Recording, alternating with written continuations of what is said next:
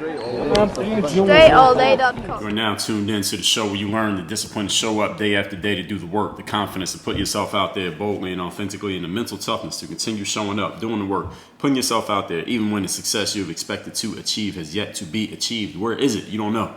And on top of all this, you get a huge dose of personal initiative, which is the go-getter energy that moves any one of us, including yourself, especially yourself, to go and make things happen instead of waiting for things to happen. We put all this together into one framework, one philosophy. We have created a streamlined, codified system here. We have a hardcover book on the subject. We created a university, and you're listening to the daily masterclass, all under one umbrella that is called Work on Your Game. My name is Dre Baldwin, also known as Dre All Day, and welcome to the show. And today's topic is how to get back in touch with yourself.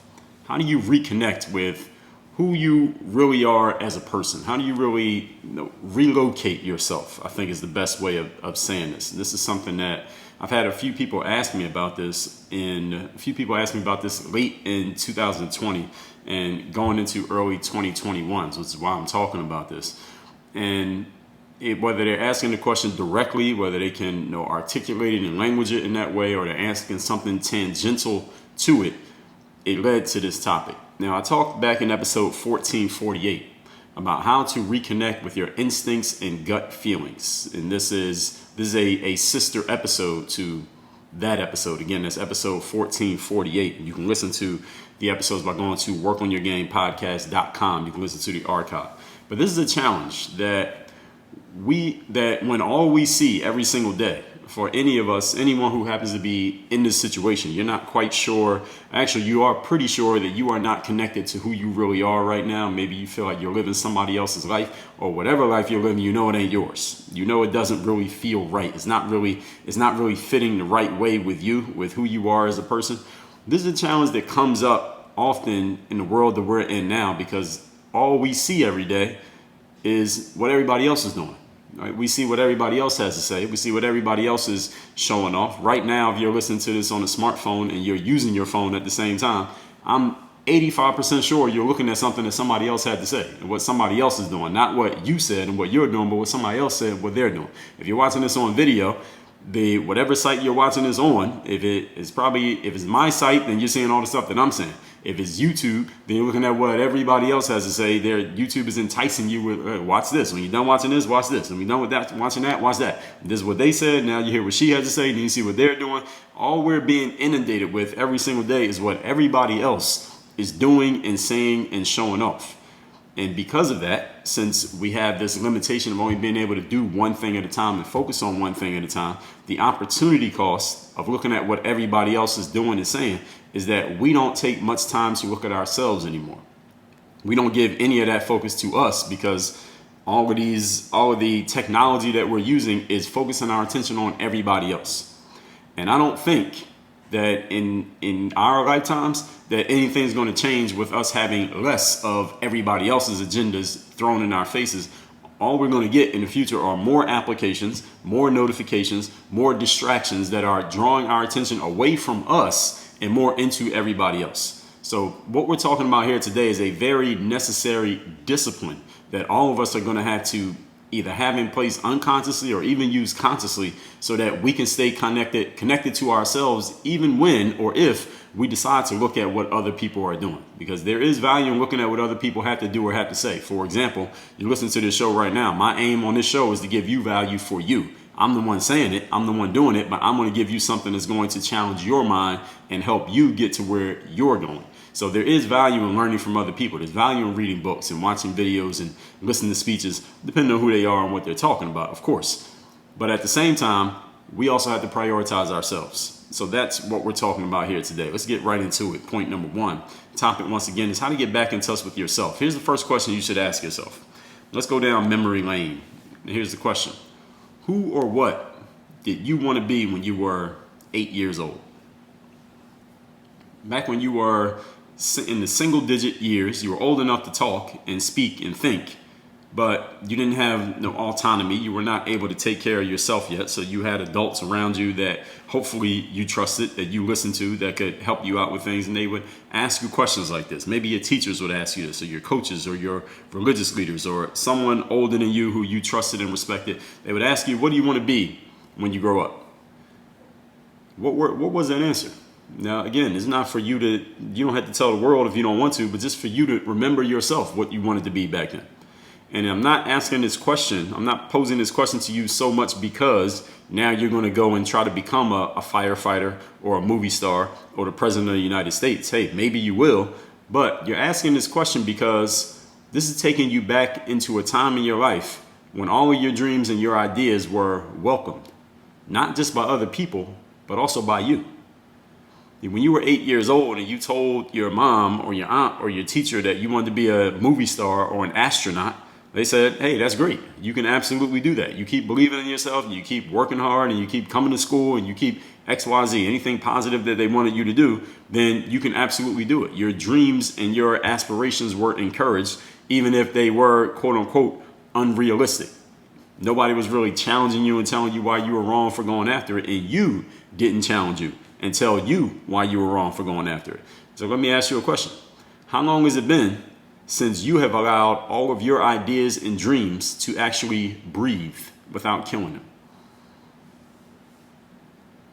I'm pausing on that so you can think about it because you might need a little bit of time. How long has it been since you told yourself, I want to do this thing? You may not have had any kind of plan or strategy for how you were actually going to do it. Maybe it's not even realistic based on who you are and where you're at. Maybe it is unrealistic, logically, just looking at your life and your situation right now. Maybe it is, but let me ask a question. When's the last time you just allowed an idea or a dream to breathe? In other words, just sit with it for a minute. Just let it sit in your mind and say, I want to do this thing. There's no plan, there's no process, no strategy. I don't have the resources, but you know what? I'm just going to let my mind think about it for a little while. I'm just going to sit on this for a little while and just let the idea live, at least for a day or two before I smother it and let it die. When's the last time you did that? Letting those ideas and dreams live, even the useless ones that will never get acted upon, gives your brain space to open up. And this is one of the ways that we get disconnected from ourselves, is that we have an idea, we have a thought, something that comes up in our minds. Again, no matter how impractical it is, implausible it is, and we immediately kill it before it even has a chance to say its first words and take its first steps. We've already told ourselves all the reasons why it can't happen. And again, this is not the world doing this to us. This is not our parents. It's not the haters. It's not the internet. It's not social media. It's not our teachers. It's not the negativity coming from the news sources. No, it's us. We do it to ourselves. Now, all those other factors that I just mentioned, do they play a role in it in conditioning our minds to do that? Absolutely they do. But ultimately, you make the decision on how you're going to think. And the reason why this keeps happening is because we get conditioned for killing our own dreams, and then we don't need the media or teachers or the haters or the world to do it to us. We just do it to ourselves. The world conditions us to do it, and then we do it to ourselves, and we become just efficient killing machines, killing our own dreams is what we're killing. So again, ask yourself this question. Ask yourself this question today. When's the last time you let an idea breathe? Maybe it's been a while. You might have to think about that one for a while, and then think about why it's been so long, and then maybe what you could do about that. Let's move on to point number 2. Today's topic, once again, is how to get back in touch with yourself. When's the last time you were really happy? I'm pausing on this one as well, because some of you might need a little bit of time to think about that. When is the last time you were genuinely happy? Where were you when you were happy? Who were you with? What were you doing? What about it made you happy? And why aren't those elements present in your life right now? Whenever that situation was that was making you happy, there was a certain formula that caused that happiness. Maybe it was the geographical location. Maybe it was the physical environment. I'm pretty sure the people had something to do with it. I'm pretty sure the way you were thinking has something to do with it. I'm pretty sure the story that you were telling yourself about your situation at the time had a ton to do with it, because one thing that I know for sure is that nobody's life is perfect. Nobody's life is ever perfect. At any point in life is anybody just everything's perfect, which means this. Feeling happy does not mean everything is working and everything is just in a perfect space, because that's impossible. What it means is the story that we're telling ourselves about the situation is what allows us to be happy. It's not that everything's right that we can be happy, because that's impossible. Nobody who's listening to this right now is their life completely perfect?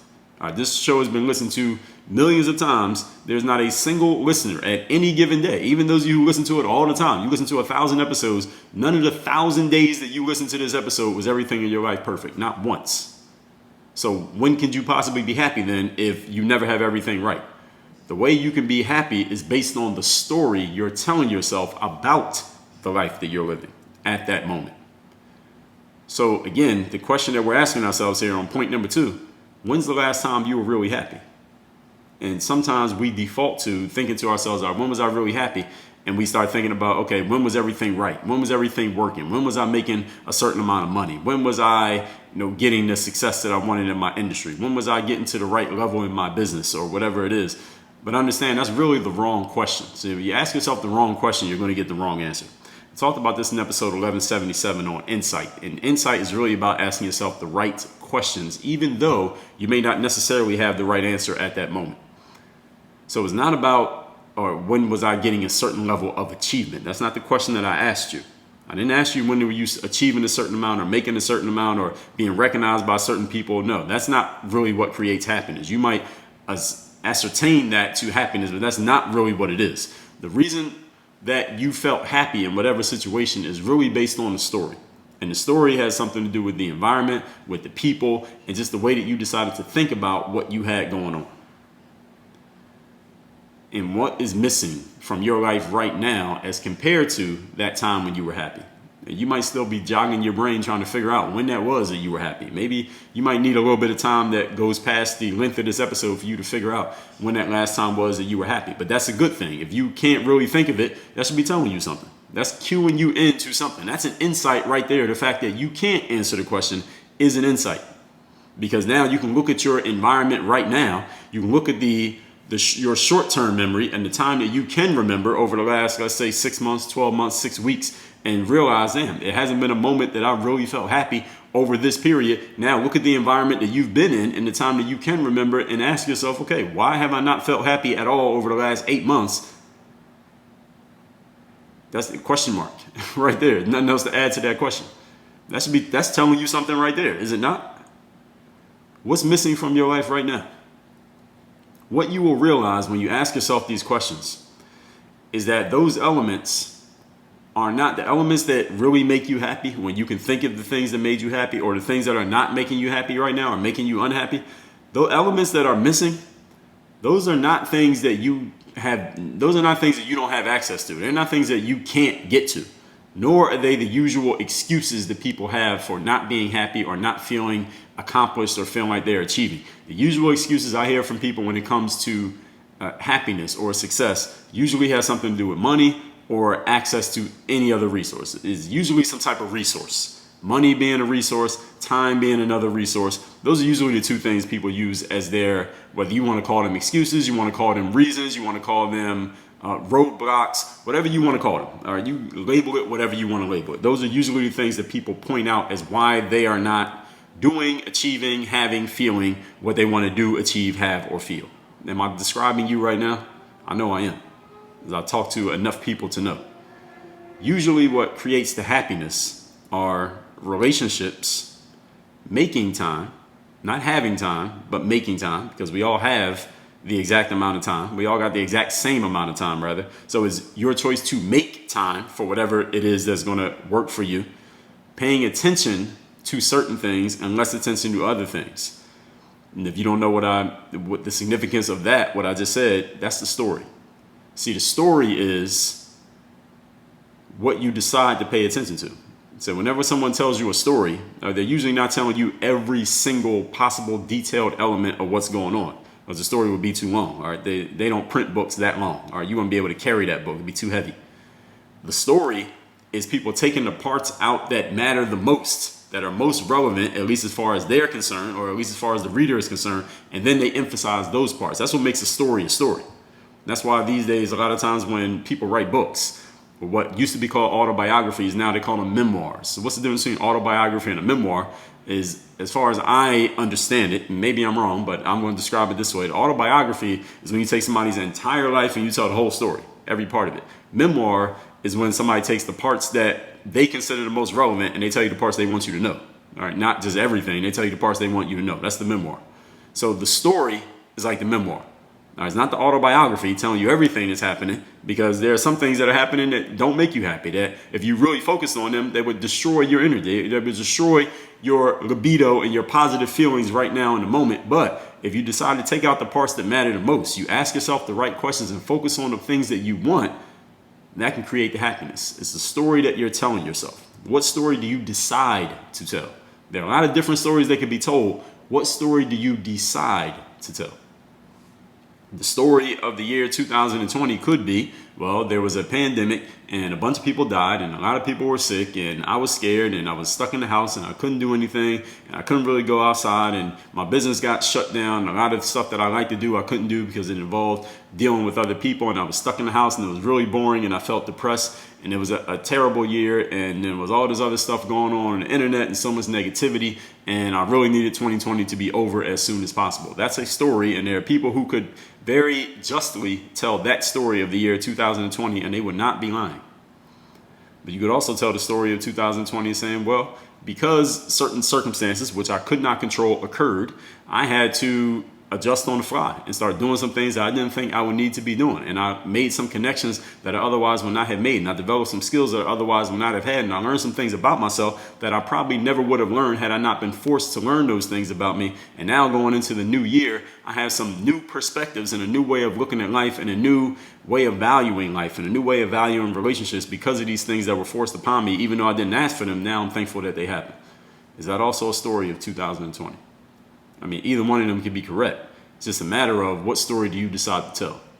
Which angle do you decide to focus on? Which perspective do you decide to take? And this is, just in case anyone didn't know, this is a choice. So the things that make you happy, we're still on point number 2 here. Relationships, making time, paying attention to certain things and less attention to other things, i.e. the story you tell yourself. You have access to all of these anytime that you want. It's just a matter of, do you take advantage of that access or do you ignore it? Let's move on to point number 3. Today's topic, once again, is how to get back in touch with yourself and who you really are. It's another question. What have you been trying or pretending to do or be that you know is not really you? This is a question that bears repeating. What have you been trying to or pretending to do or be that you know is not really you? This is an important question because while it's very often, it can be really hard for us to identify what we do want and what we do want to be and what outcomes we actually want. You ask somebody what they want, a lot of times their answer is, I don't know, right? It's usually very easy, however, for us to identify what we don't want. Can I get an amen from the congregation? You could pretty much easily point out. You ask somebody right now, what do you want? There are a few people who can answer the question. They know exactly what they want, exactly where they're going, exactly how they're going to do it. Maybe they're right, maybe they're wrong, but at least they believe they have the right idea. They have clarity on where they're going. But a lot of people, you ask them, what do you want? They don't quite know. You ask somebody, what do you want? They give you this roundabout answer and they start talking in all different directions. They don't quite know. Doesn't mean there's anything wrong with you if you're in that situation. Okay, I'm not saying you're wrong for not knowing exactly what you want. A lot of people don't know.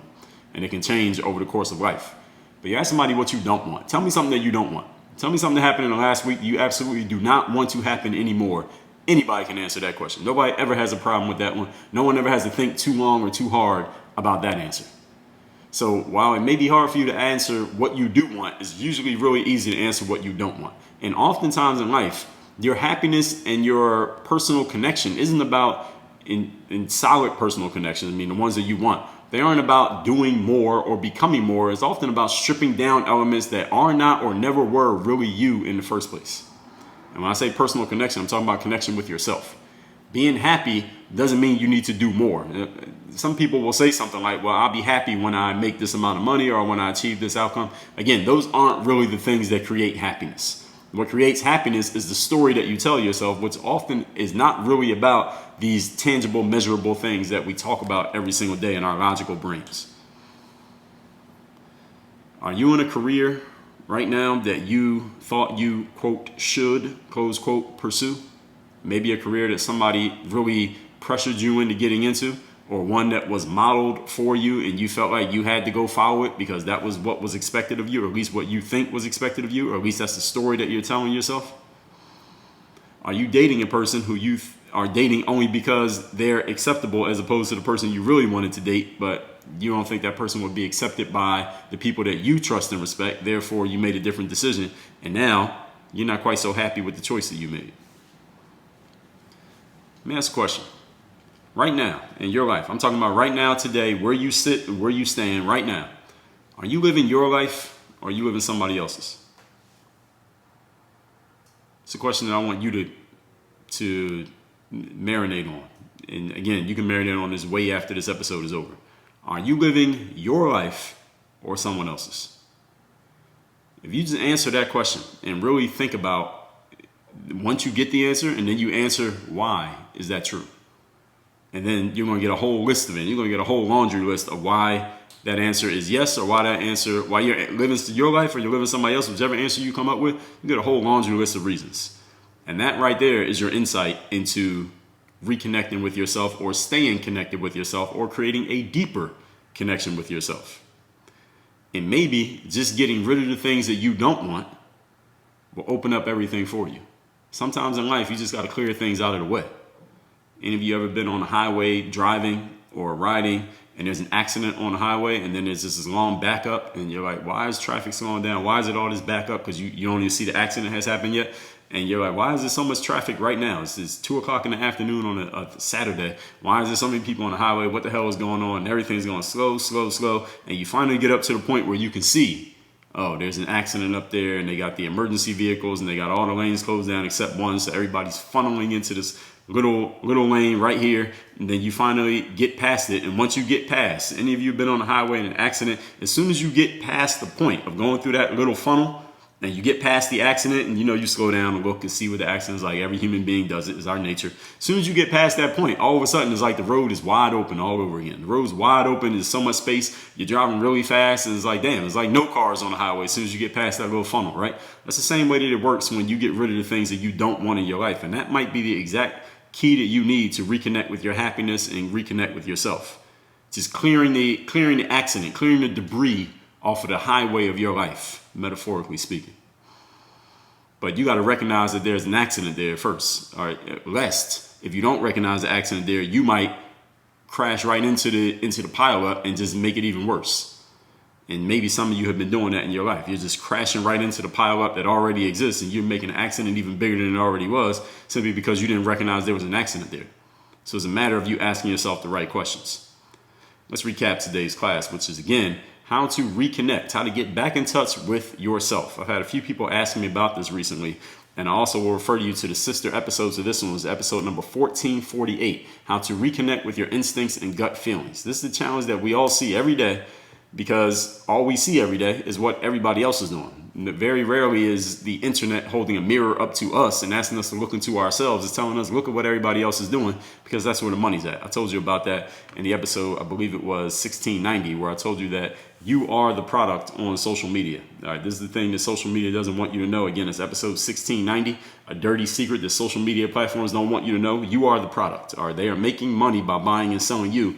The hustle is you're not making any of that money, even though you're the one being sold. But all that being said, let's move on to point number one. Recapping point number one, rather. Who or what did you want to be when you were 8 years old? Not because you're now going to go become president of the United States or a movie star or a firefighter or astronaut, but because this will remind you of a time in life when you actually let your ideas breathe instead of killing them before they even got a chance to take their first steps. That would be a novel idea, wouldn't it? Point number two.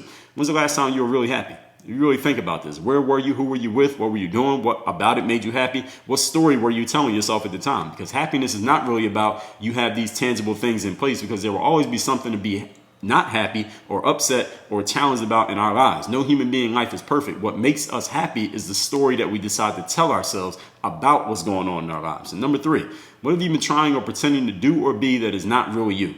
This is an important question, because it's hard sometimes for us to identify what we want, but it's really easy to identify what we don't want if we're willing to be honest with ourselves. Are you in a career that you thought you should go after? Are you doing a job that you thought because somebody else is doing it, you need to do it as well? Are you dating a person that you thought was acceptable as opposed to the person you really want to be with? Are you living your life or are you living somebody else's?